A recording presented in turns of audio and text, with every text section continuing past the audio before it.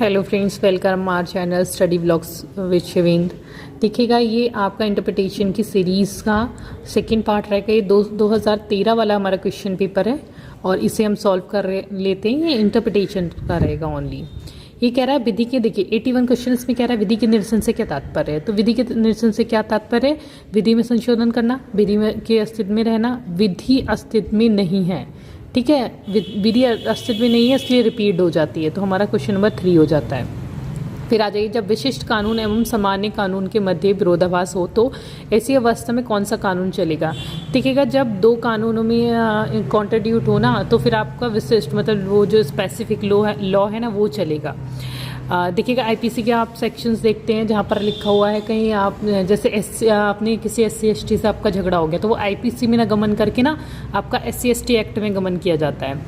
Then हम आ जाते हैं अपना लैटिन सूट एक्सपेसियो यूनिजस एक्ट एक्स ल्यूजियो अल्टीरियस का तात्पर्य का निम्नलिखित में से क्या अर्थ, कौन सा अर्थ है।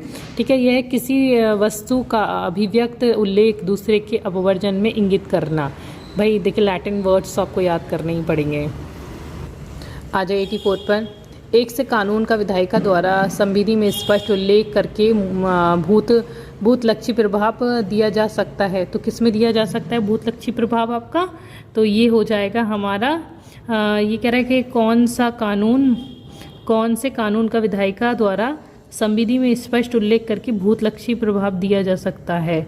तो ये दिया जाता है हमारा उपयुक्त सभी में, करवंदना में भी और इसमें भी, दंड कानून में भी और साक्ष्य में भी।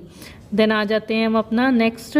ये कह रहा है कि संविधि के किस अनुच्छेद में ग्रहण के सिद्धांत के बारे में बताया गया है। तो 13 के 1 में बताया गया है हमारा। निर्वचन के आंतरिक सहयोगी हैं। निर्वचन के 86 पर आ जाते हैं। निर्वचन के आंतरिक सहयोगी क्या है हमारा? उपयुक्त सभी, शीर्षक, परंतुक और पार्श्व टिप्पणी, ये तीनों रहेंगे हमारे। फिर इंटरनल एड, हाँ, निर्वचन के बाह्य सहयोगी हैं। ठीक है, तो कौन सहयोग है भारी हमारे? पाठ्यपुस्तक, इतिहास, इतिहास और शब्दकोश, उपयुक्त सभी। ठीक है, छद्म विधायन के सिद्धांत का अभिप्राय है। तो छद्म विधायन के सिद्धांत का ये कलरेबल लेजिस्लेशन मीन्स क्या होता है? ये कहता है जो प्रत्यक्ष रूप से नहीं किया जा सकता वो अप्रत्यक्ष रूप से भी नहीं किया जा सकता। तो इसका क्वेश्चन नंबर हमारा हो जाएगा फर्स्ट। फिर आ जाते हैं हमारा 96 पर। 89 क्या कह रहा हमारा? बताइए कि निम्न में से कौन सा कथन सत्य है। तो कौन सा सत्य है हमारा? ये कह रहेगा करेगा शब्द का प्रयोग यह उपधारणा करेगा कि विशिष्ट प्रावधान व्यापक है। तो हमारा ये 4 सही हो जाएगा। हम इसे थोड़ा स्पीड में करेंगे। ठीक है, ये कह रहा है एक संदिग्ध संविधि की व्याख्या इस प्रकार की जानी चाहिए। किस प्रकार की जानी चाहिए? कि वह पूर्ण रूप से बनी रह सके। इस शाब्दिक या व्याकरणिक व्याख्या से अभिप्राय है कि विधान के शब्दों का इस प्रकार अर्थ लिया जाए। किस प्रकार अर्थ लिया जाए? उनका सामान्य व स्वाभाविक अर्थ निकले। ऐसा अर्थ लिया जाए जिसका उसका सामान्य और स्वाभाविक अर्थ निकले। फिर कह रहा है व्याख्या का रिष्टि नियम उद्ग्रामित हुआ है। कैसे उद्ग्रामित हुआ है हमारा? ये है हिडन केस से। इसे हिडन केस भी कहते हैं ना, मिस्चीफ रूल को। ये मैंने आपको पढ़ाया था। नॉसिस्ट एसोसिएट सहजाते का सहजाने जयते का अभिप्राय है। किससे अभिप्राय है? ये कह रहा है भैया साथ साथ प्रयुक्त समरूप अर्थ वाले शब्दों को सहजातीय अर्थ में समझाना। ठीक है, हाँ, हितकारी व्याख्या का अभिप्राय है। इसका अभिप्राय है यदि भाषा उद्देश्य को प्राप्त करने में असफल रहती है तो यदि भाषा में ऐसी संभावना हो तो आशय को प्राप्त करना हेतु उसे विस्तृत अर्थ दिया जा सकता है। तो हमारा आ जाएगा इसमें सेकंड नंबर। हाँ, आ जाइए नेक्स्ट हमारा। कोई अपराध कारावास व जुर्माना दोनों से दंडनीय था। अभियुक्त ने अपराध किया, अभियुक्त ने परिवर्तन किया गया व जुर्माने के रूप में दंड को बढ़ा दिया गया। न्यायालय ने धारण किया कि बढ़ाया हुआ दंड अभियुक्त को नहीं दिया जा सकता, न्यायालय द्वारा लागू किया जाएगा। क्या लागू किया जाएगा हमारा? दांडिक विधि के कठोर निर्वचन का सिद्धांत। नंबर 1 हो जाता है इसका क्वेश्चन। ये कह रहा है किसी अस्थायी अधिनियम से संबंधित विषय के बारे में विधिक कार्यवाहियां अधिनियम के समाप्त हो जाने के पश्चात क्या हो जाती हैं।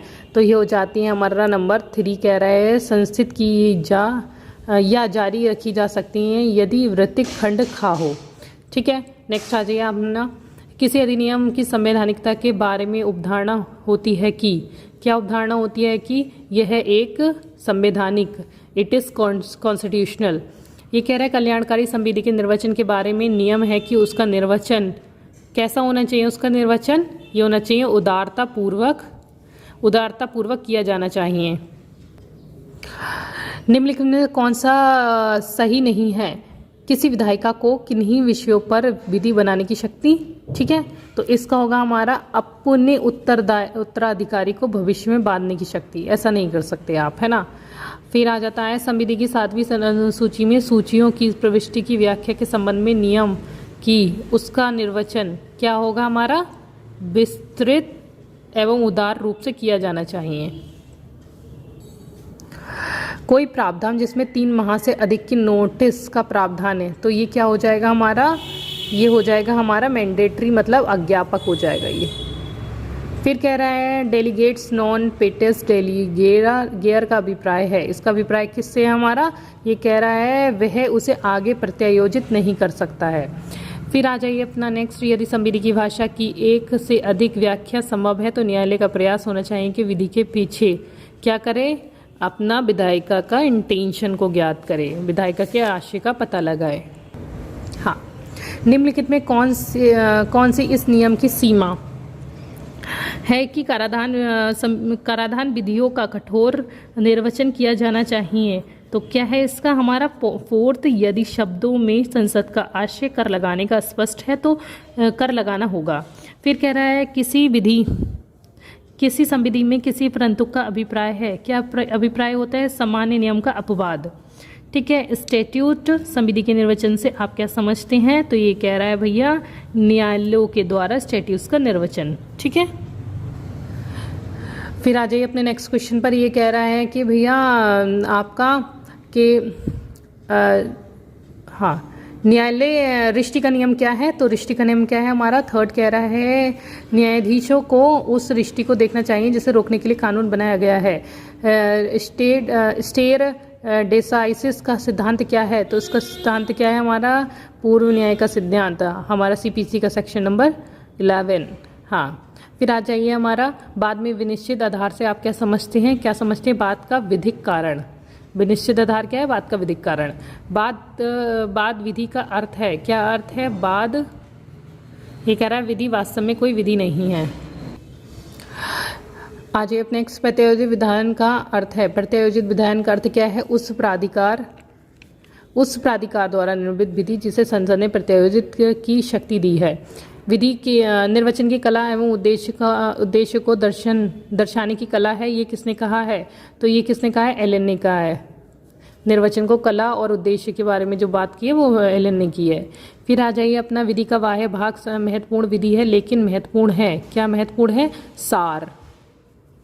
फिर आ जाइए सहजातीय से एडजस्ट जेनरिस से तात्पर्य है, क्या तात्पर्य है आपका भैया, एक ही प्रकार के। हाँ, देखिएगा स्टैट्यूट्स का ये हमारा है अधिकारिता से तात्पर्य है, तो ये हमारा प्राधिकार के इतर किया गया कार्य है। नेक्स्ट आ जाता है स्टैट्यूट्स के अर्थान्वयन में निम्नलिखित न्यायाधीशों का कार्य दोहराया है।